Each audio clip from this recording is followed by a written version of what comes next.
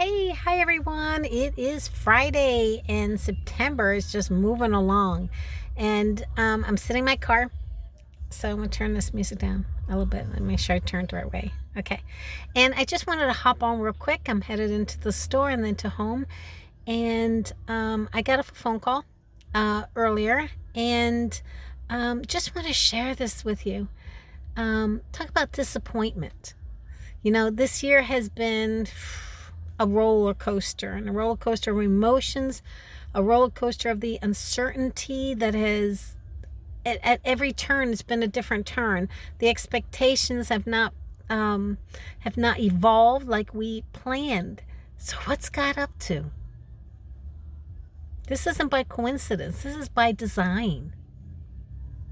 I think it's a period of the Lord teaching us to let go, let God arise, but a much, much deeper trust in the Lord.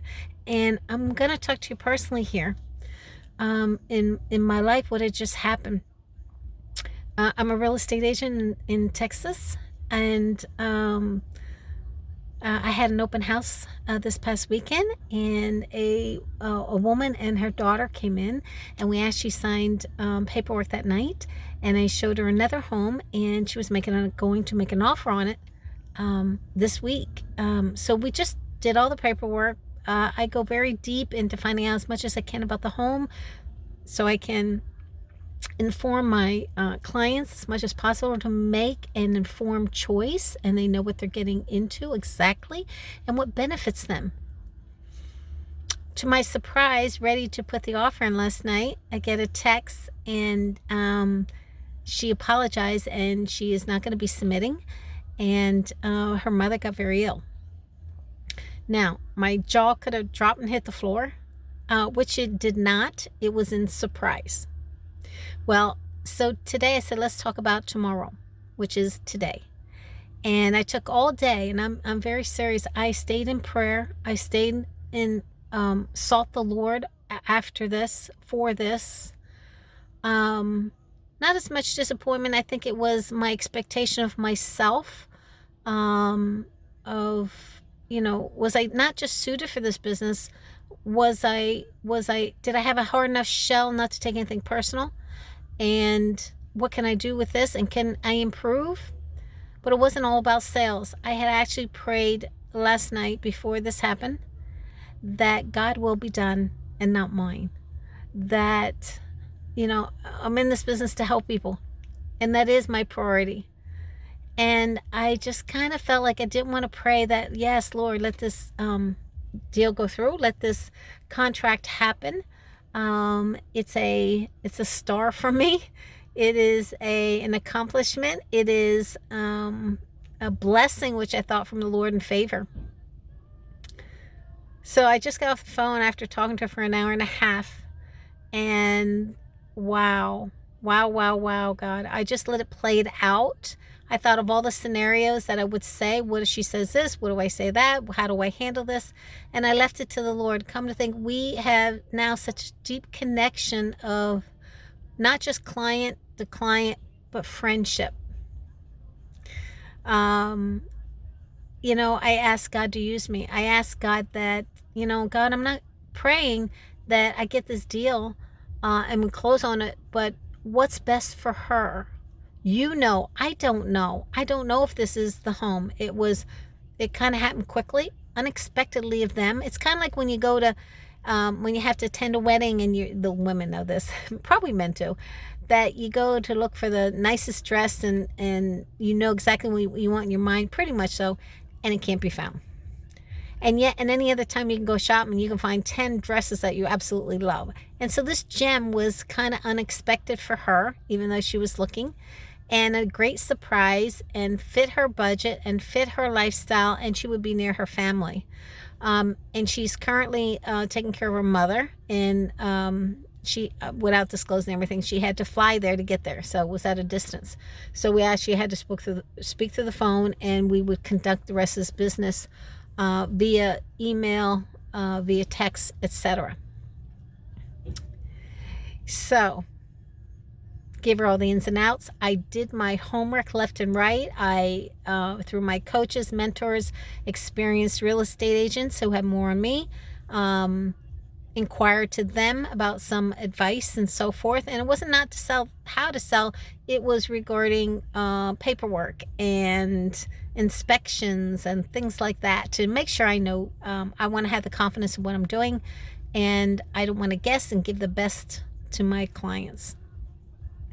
So anyway, her mother got very ill, which she was already ill and elderly. But you could be disappointed. Your thoughts can run through your head that we could say so many things about this. I think I'm running out of time. I hope not.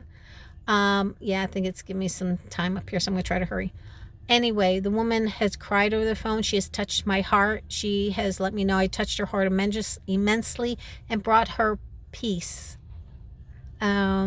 She is looking for a placement in herself and in her life as her husband. She is now a widow. Her husband's passed away. Now her mother's ill, and she does want a place of her own, and she does want to be around her children, and she wants her children to be able to visit and so forth.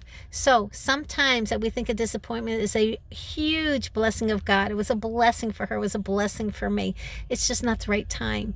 And God knows the plans. And so there's no disappointment because he already knows. I mean, I've asked to be used in this business to a certainty of helping others and implementing Christ into all I do and called to do. So it's not always how we look or how we think it is, but I know he's got me. I know that his hand touched her heart, that his hand is upon her, that she is in his hands, and that delights me and gives me the fulfillment. We are prospering on the other things and on the other ways, financially. So we're in good hands, is what I'm saying. You're in good hands. So, there's no disappointments in God, because he makes everything work out together for good. This was not a robbing of the enemy. This was not anything negative. It's just the way things played out. And it's okay. So I know some people get in situations like that, and they can cause disappointment. That allows oppression. That starts tumbling and puts you in a place of negativity, puts you in a place of you thinking you're failure, and all those negative things. I don't even want to go there. This is such a blessing. She's a blessing to her family. She's been a blessing to her husband. She's been a blessing to me that enlightened my heart. It's just not the right time for the house. And so we will hook up again in the future, and when that timing comes, and hopefully get exactly what she needs and where she needs. And the opportunities are always out there. Yes, we hate to see them pass by. Yes, in the business world and real estate world, we could have done other things with it, such as rent it out, etc. It just wasn't to be. And I'm okay with that. She's okay with that. And it's funny, the night before, she was in tears with her daughter over the phone, and her daughter saying, "Mom, it's just not the right timing. Probably it'll be okay."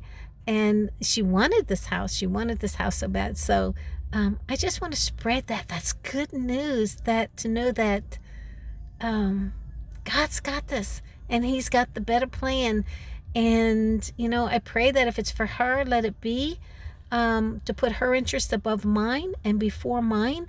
And I don't know if this is a house for her or not, Lord, but you know. And if it is, so be it. And if it's not, take it away. It's okay. So you get what you pray for.